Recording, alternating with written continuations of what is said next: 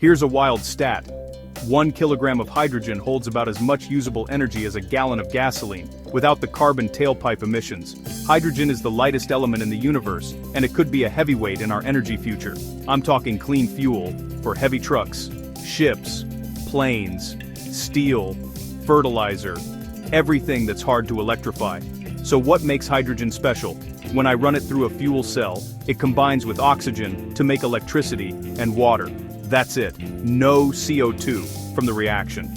And because hydrogen can be stored in tanks or underground for months, it's a rare energy carrier that can bridge seasons. Think summer solar saved for winter heat.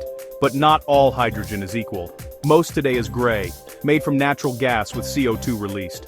Blue captures most of that CO2. Green uses renewable electricity to split water. No fossil fuel, no direct emissions. Right now, green hydrogen is a tiny slice, but costs have fallen fast as renewables scale. Where does hydrogen shine? Heavy industry. Swap coal and steelmaking with hydrogen, and you cut a massive chunk of global emissions. Fertilizer.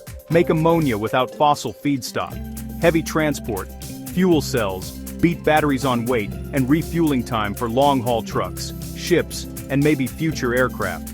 And the grid. Hydrogen as storage can back up days or weeks when wind and solar dip. Of course, there are hurdles. Making green hydrogen takes lots of clean power.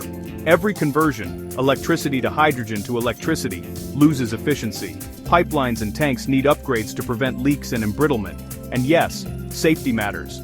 Hydrogen is flammable and invisible when it burns. Here's the bet. Use our cheapest wind and solar to make green hydrogen where and when power is abundant. Then move that energy to the moments and places that need it most.